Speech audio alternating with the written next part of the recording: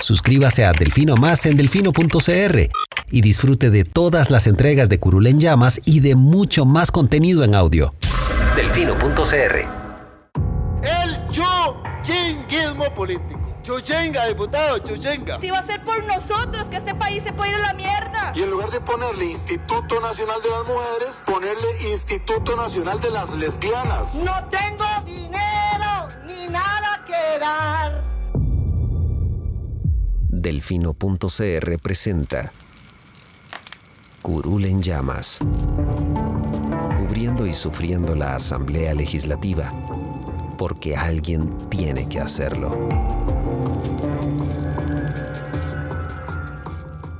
Hola queridos suscriptores de Delfino.cr, bienvenidos a un nuevo programa de Curul en Llamas, el podcast semanal donde les comentamos los temas más relevantes e irrelevantes de la Asamblea Legislativa.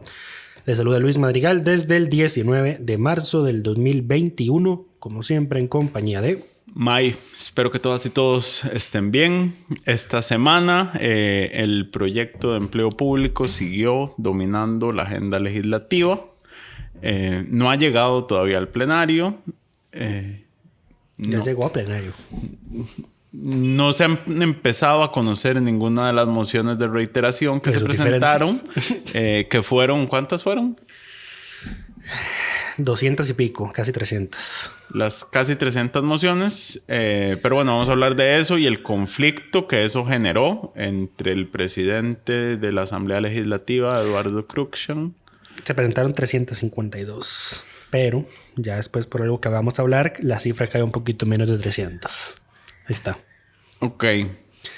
Con Eduardo Cruikshank. El conflicto entre Cruikshank y diputados por la interpretación que él hizo y la agrupación de mociones y no darles tiempo. Además, el Ejecutivo aprovechó esta semana para en 2 ocasiones limpiar la agenda legislativa y abrirle espacio. Vamos a comentar esto también. Y los nuevos problemas del edificio de la Asamblea Legislativa que se inunda en marzo. Nadie quiere saber qué va a pasar en octubre. Se inunda con los aguaceros de los cafetaleros. Imagínense cuánto pasa un huracán, pero bueno. Empecemos. Proyecto público. Empleo público. No, andas terrible hoy. Es hora de dormir.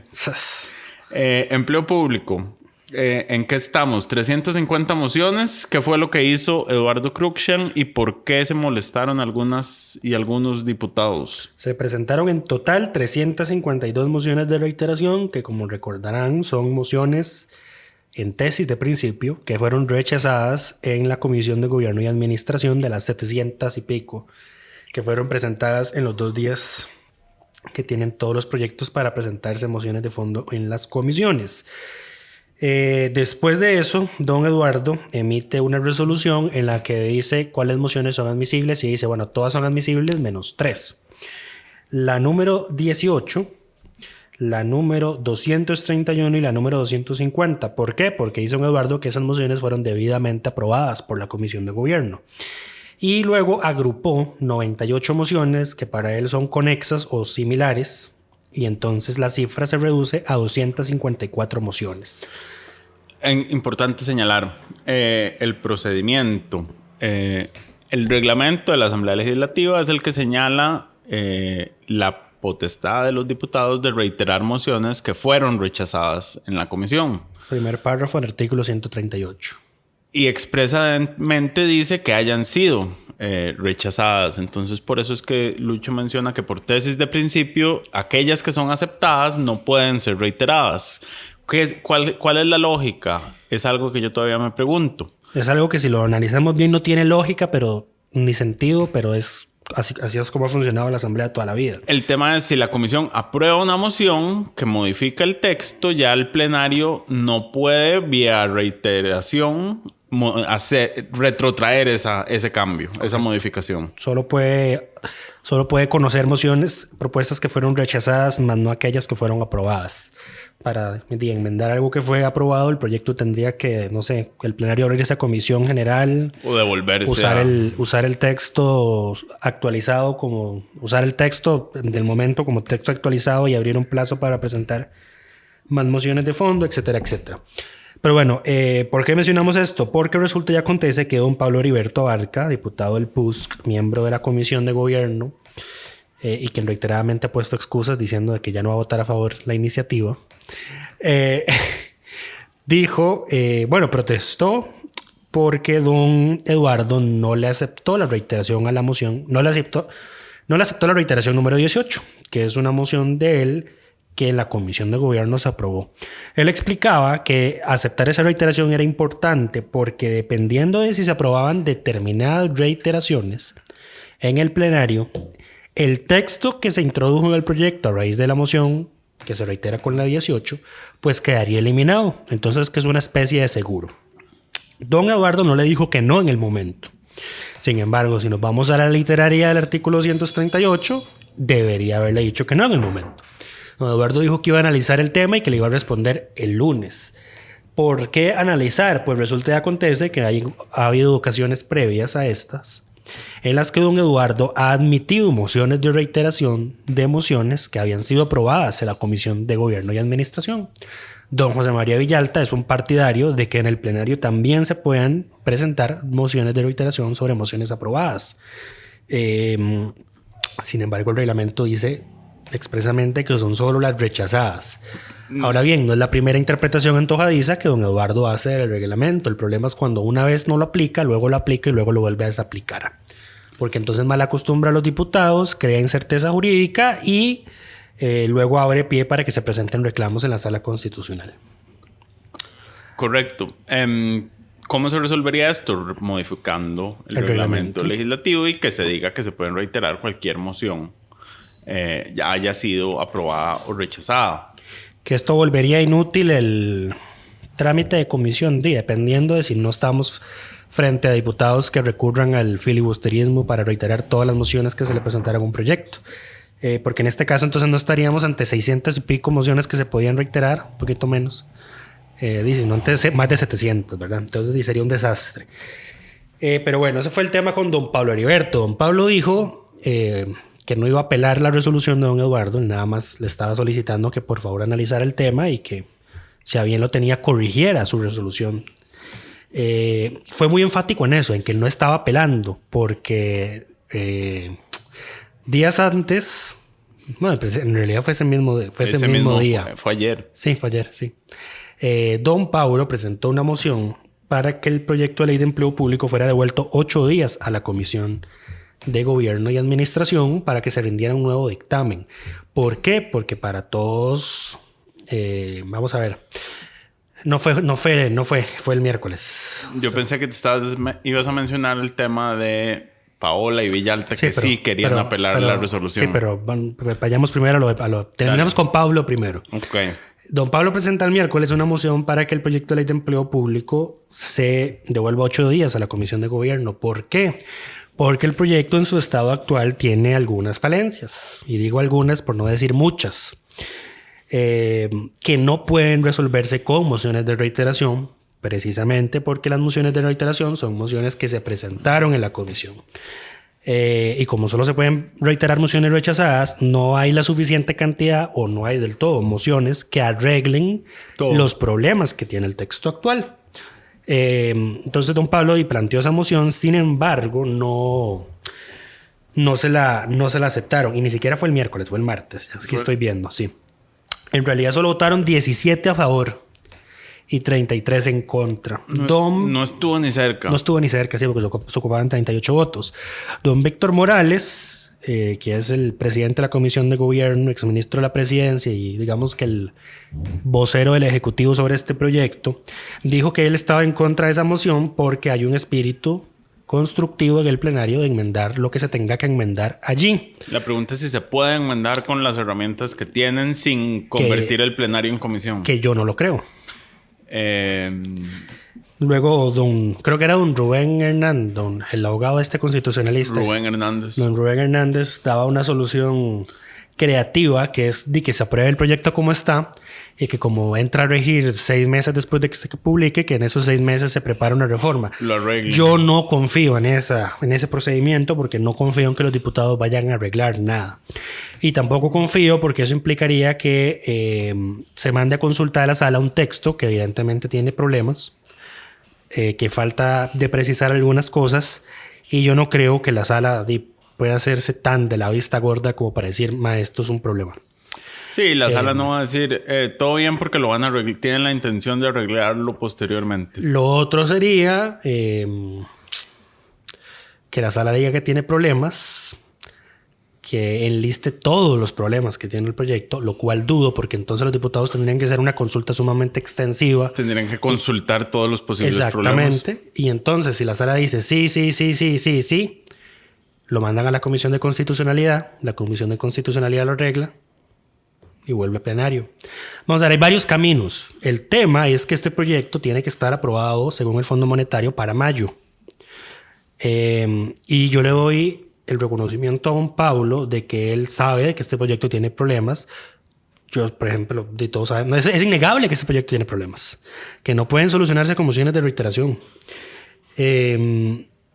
Por lo que yo pensé en realidad que esta moción sí iba a ser aprobada, especialmente porque tiene un plazo definido. No es como que devuélvase a la comisión y ven a ver qué hacen por cuánto tiempo. Devuélvalo perpetuamente. Exactamente. Eran 8 días hábiles. O sea, era un plazo lo suficiente. Era una moción razonable. Era una moción razonable. A ver, 8 días no iba a trazar...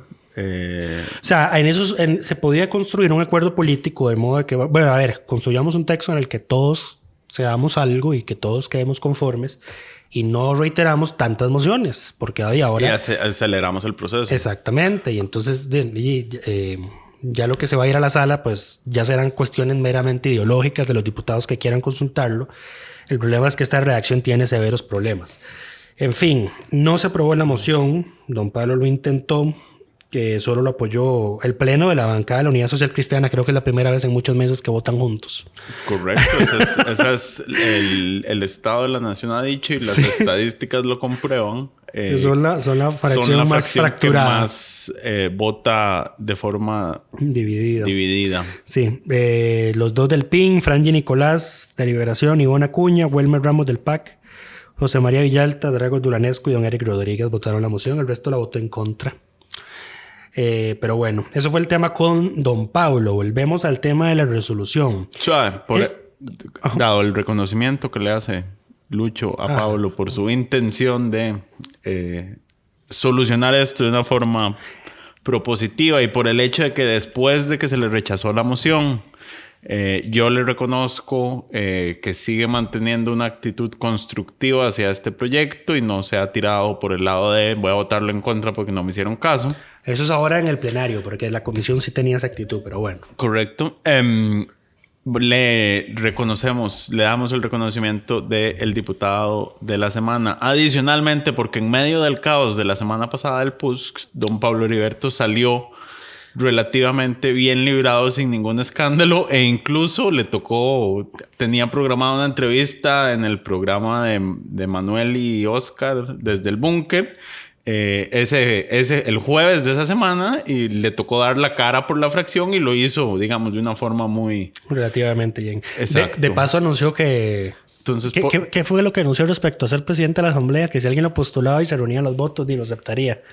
Así ¿quién no? Sí, recordemos que don Pablo fue víctima ahí de lo considerado una traición al interno de la unidad en el pasado 1 de mayo. Pero correcto, bueno, pero bueno, le damos el reconocimiento esta semana. Se ha portado bien. Se portó bien esta semana. Correcto, pero continuamos. Y luego ya cuando ustedes escuchen el resto del programa verán que es que no pasó mayor cosa esta semana. Entonces fue una semana lenta. Había que dárselo a alguien. Hay que reconocerla también al médico. Volvemos con el tema de la resolución. Doña Paola Vega, don José María Villalta y don Welmer Ramos le criticaron a don Eduardo Cruikshank de que esa resolución que le había presentado pues los tomaba a ellos por sorpresa, aunque Paola decía que ya sabía que varios diputados la habían tenido desde el día antes y que necesitaban al menos un receso de 2 horas para poder analizar si las agrupaciones que don Eduardo había hecho pues eran correctas y no violentaban los derechos de los diputados.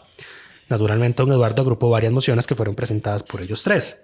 Ahora, nada más aclarar para que la gente... Cuando se agrupan las mociones no significa que se votan en bloque. No. Lo que se agrupa es el tiempo de discusión sobre ese tema y cada moción se vota de forma individual. Se discuten como una, se votan por separado. Entonces, correcto. lo que hace al agruparlas es reducir el tiempo de discusión que va a requerir el proyecto en el plenario. Correcto. Pero se votan una por una. Sí. Ellos decían, bueno, no... O sea, es imposible decidir si vamos a apelar o no porque las resoluciones de la presidencia del Congreso son apelables. Es imposible decir en este momento si vamos a apelar o no porque no sabemos de memoria qué dice cada moción y si efectivamente son iguales o si por algún motivo de redacción o de contexto, etcétera, pues no deberían estar agrupadas. Para las personas que no están acostumbradas, cuando se apela... Suscríbase a Delfino Más en delfino.cr y disfrute de todas las entregas de Curul en Llamas y de mucho más contenido en audio. Delfino.cr. Una resolución del presidente de la Asamblea, en este caso, le toca al plenario votar si está de acuerdo o no con la apelación. Primero, el diputado que apela tiene que anunciar que va a apelar. En segundo, tiene que formular la apelación, se lee la apelación, el diputado defiende la apelación, el presidente decide si acepta o no en ese momento y dice no la acepto por este y este motivo, pues entonces ahí es donde se ocurre el conflicto y se somete a votación. ¿Que requiere mayoría? En este momento no puedo decir con certeza, pero yo creo que se requiere mayoría simple. Mitad más uno de los presentes. Sí, pero ahorita lo reverifico y reconfirmamos. O puedes ir haciéndolo vos mientras tanto. Ellos decían, bueno, no podemos decir si vamos a apelar o no porque no sabemos las mociones de memoria. No sabemos si están bien. No sabemos si me fuerza a apelar a lo ciego, yo podría desistir de la apelación el lunes. La posición de don Eduardo era que alguien diga que vaya a apelar porque este es el único proyecto en agenda este jueves, y levantamos la sesión y conocemos las apelaciones el lunes. Entonces van a tener viernes, sábado, domingo y hasta el lunes en la mañana para formular la apelación y decidir si efectivamente van a apelar o no. Es mayoría simple. Mayoría simple, gracias.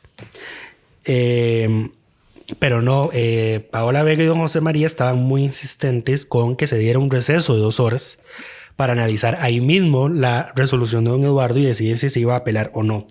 Don Eduardo al final no accedió y levantó la sesión ya pasada a las 4 de la tarde.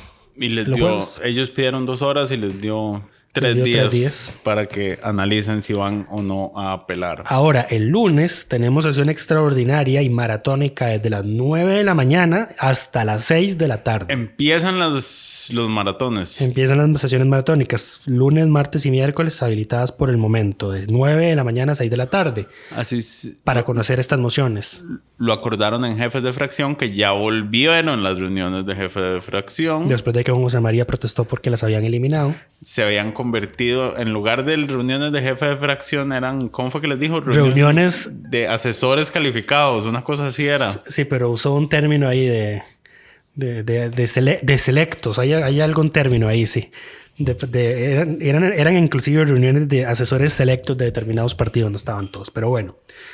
Ese día, el lunes, entonces primero vamos a ver si efectivamente se va a presentar una apelación y si no, entonces vamos a empezar a discutir y a votar las mociones de reiteración.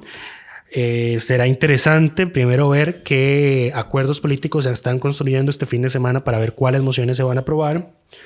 Ver si vamos a tener alguna sorpresa de que algún bloque de diputados de deliberación cercano a la defensa de la autonomía de las universidades públicas intenta alguna movida ahí con alguna moción de Paola Vega, o si van a seguir la línea partidaria y la línea del gobierno. Habrá que ver. Va a ser una semana sumamente larga, contrario a esta que fue bastante corta y sencilla. La otra va a ser semana larga, pesada, problemática, polémica, y ya lo estamos anunciando. Pasemos al siguiente tema. ¿Por qué fue una semana tan corta y tan llena de pocos temas? Porque el Poder Ejecutivo decidió que para agilizar el proceso iba a retirar todos los proyectos excepto 2, me parece. 3. No, o sea, empleo público, aduanas y el descuento para los autobuseros.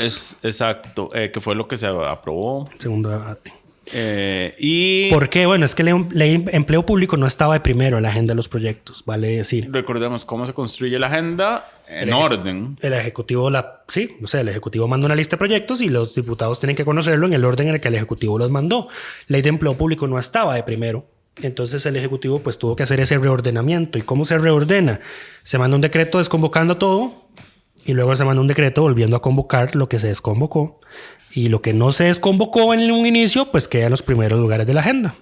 Eso pasó a inicios de la semana. El lunes en la tarde se hizo la primera desconvocatoria. Sí, pero se hizo ya casi que finalizando el plenario para no afectar los proyectos que ya se estaban votando en ese momento en la tarde. Y el jueves se volvió a hacer, de modo de que en medio de toda esta polémica por el tema de la resolución, pues no había nada más que los diputados pudieran hacer. Porque apenas entraron, aprobaron una moción para pasar a la segunda parte de la sesión. No hicieron control político. Ni siquiera. Ni siquiera. Sí. Así de calmada estuvo la semana. Así de calmada estuvo la semana. Efectivamente. Entonces eso fue el viernes, el jueves limpiaron y entonces solo hoy eso.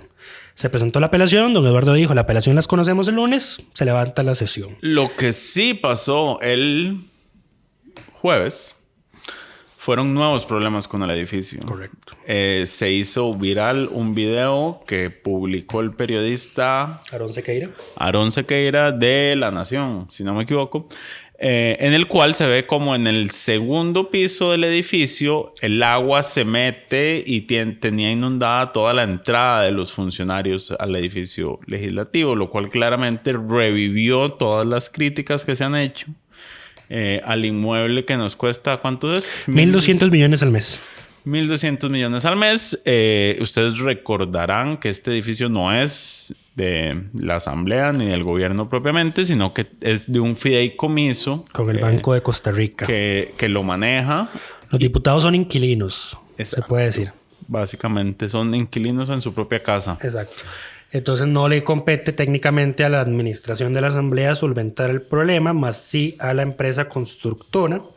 Y bueno, después del aguacero los cafetaleros, después de la inundación y de que se hiciera viral el video y de todas estas críticas que comentaba May, pues el fideicomiso del Banco de Costa Rica mandó un comunicado diciendo: estamos al tanto, cuando nos enteramos activamos todos los protocolos. El edificio tiene una póliza seguro de 10 años para tratar vicios ocultos, que es como en este caso. Como este tipo de cosas, exactamente. Que de oculto no tiene nada, digamos. Yo creo que era muy evidente que si llovía y no había nada que impidiera el agua, no hay ninguna gradita, ninguna alfombra, era evidente que el agua se iba a meter. Debería tener una gradiente, digamos, pero sí. Sí, pero bueno, este es uno de los tantos problemas que ha tenido ese edificio. Un carro de la fuerza pública le quebró un poste de luz, un camión rompió una losa de cerámica. Bueno, que la señal telefónica en los pisos bajos que casi no hay.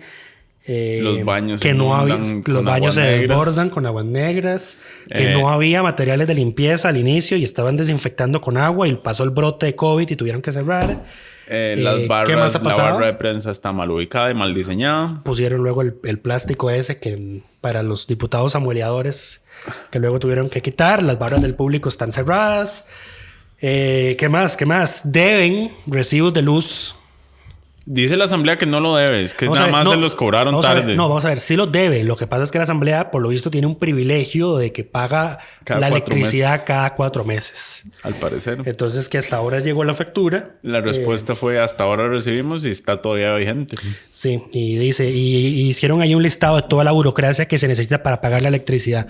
No es como usted y yo, que nos metemos a la página del banco, metemos el número del NICE y pagamos la factura. No, ellos tienen que hacer una orden de que no sé qué y que no sé cuánto y la plata. Es un desastre. Burocracia, quién sabe cuánto cuesta esa burocracia, en cuánto eleva el costo. Es una estupidez bueno. Completo. En todo caso, yo creo que ya deberíamos empezar a tener la discusión del sinsentido de que es que las propias instituciones se cobren entre sí. Vamos a ver, yo creo que, no sé, las instituciones del Estado no tendrían... el gasto de electricidad y agua en el propio gobierno central me parece una tontería. Porque son servicios públicos, porque los tiene una empresa pública, se lo pagas a una institución pública, no tiene ningún sentido. Lo que haces es engrosar el presupuesto y lo que haces luego es que cuando los diputados recortan, como lo hicieron en este año, que recortan el 60% de las partidas de agua y luz, obligan a los jerarcas de ver a dónde recortan, como hizo la defensora de los habitantes. Digo, no tengo luz, bueno, quito el convenio de la UCR para los consultorios jurídicos porque tengo que pagar la luz. Es una tontería. Mientras las empresas de servicios públicos sean públicas, pues el gobierno no tendría por qué facturar eso. Que nos lo van a cargar a nosotros a modo de subsidio. Ya lo pagamos vía impuestos. Sí, estoy pensando cuál sería la complicación. Ya lo pagamos vía impuestos. Le cobramos impuestos en lugar de que todas las utilidades vayan a la caja única del Estado, a las empresas públicas. Otro ejemplo. Muy bien. Esperemos que algún diputado algún día acoja tu solicitud. Yo llevo haciendo esta crítica desde hace años. Nadie me da pelota. Tiene sentido. Es la primera vez que la escucho. No tiene sentido. No tiene sentido. Pero bueno, pasemos a los temas varios. Un sinsentido que se eliminó justamente en esta línea fue el proyecto de ley que permite al MOP no tener que publicar en la Gaceta. Es una exoneración a no pagar por la publicación. A no pagar por la publicación, exacto. Una institución pública no pagándole a otra institución pública. Correcto. Este proyecto es viejísimo. Yo estoy seguro que ya varios de esos proyectos ahí enlistados ya se terminaron. Yo estoy seguro que hicimos un programa completo dedicado a por qué había que cerrar la Gaceta. Si no lo han escuchado, se los recomiendo. Yo creo que no trataba sobre eso. Yo estoy seguro que se llama ¿por qué se debe cerrar la Gaceta? Yo estoy seguro que no, esa no fue mi posición, pero bueno. En fin, hay una lista larga de proyectos de ley que los diputados lo que hacen es exonerarles el cobro a la que hace la Gaceta al MOP y a sus consejos por publicar resoluciones de pago, declaratorias de interés público, fe de ratas, indemnizaciones y cualquier modificación posterior a la declaratoria de interés público. El episodio es el del 1 de noviembre y se llama Intervengan la Gaceta. Ahí está. Y yo estoy completamente seguro que yo pedí que la cerraran. Estoy seguro porque sos un extremista. No, y porque además estoy seguro que después del programa nos contactó la Gaceta para quejarse y recordarnos todas las nobles funciones que cumplen. En fin, todavía tienen un montón de superávit, por cierto. En fin, se aprobó este proyecto. Esto fue en primer debate, que nuevamente no debería cobrarse nada. Ahí están los otros incentivos. Se aprobó en segundo debate la ley que amplía el concepto de femicidio y otros delitos cometidos en perjuicio de las mujeres. Se aprobó también la ley de impulso de las marinas turísticas y el desarrollo costero, que fue foco de otro enfrentamiento entre Carlos Ricardo Benavides y Paola Vega. Ya es costumbre entre ellos dos. Don Carlos Ricardo no le responde, pero hizo alusiones a los ambientalistas o pseudoambientalistas, y Paola Vega es ambientalista, pues eso toca fibras sensibles y la mujer le respondió con todo. En fin, se aprobó también en segundo debate la ley de movilidad peatonal, que ya habíamos hablado de esto en un podcast. Simple y sencillo, de ahora en adelante la municipalidad se va a encargar de construir y mantener las aceras de sus propiedades y a cambio se las van a cobrar a todos los habitantes del distrito. Y un proyectito que sigue evidenciando qué tan influyentes son nuestros amigos autobuseros en las altas esferas públicas: un descuento del 25% sobre el monto del canon de la ARECEP para las empresas autobuseras, sumado a que al 75% restante los autobuseros lo van a poder pagar el del 2020 por un plazo de 24 meses y el del 2021 en un plazo de 12 meses de forma diferida. Ese proyecto fue aprobado realmente rápido. Sí, estaba dispensado de trámites. Hay que señalar porque fue presentado, me parece que la segunda semana de febrero, y ya para la tercera semana de marzo está siendo aprobado. Así que, y fue firmado como por 37 diputados y diputados, lo cual nada más refleja por qué en este país nunca vamos a tener un servicio público de transporte público eficiente. Votaron solo 2 en contra, don David Gurzón y don José María Villalta. Sí, porque simplemente al parecer siguen siendo demasiado influyentes los autobuseros. Lo que criticaban ellos es que ya estos beneficios no se traducen en beneficios para los usuarios. Es más, recuerdo una nota reciente de que ARECEP estaba planteando una rebaja generalizada en todas las tarifas de autobús de un determinado porcentaje, y salieron los autobuseros a decir esto nos va a afectar presupuestariamente, que no sé qué, y desestabiliza las finanzas. Todo pierden, ¿eh? Lo mismo de siempre. Todo pierden. En fin, estos fueron los temas más relevantes de esta semana. Como ya vieron, semana cortita, calmada. No podemos esperar lo mismo de la que viene. Así que eso sería todo por mucha esta paz semana. mental si se van a atrever a acompañarme en seguir el desastre que va a ser esta próxima semana. Esperamos que todas y todos estén bien y nos escuchamos la próxima semana.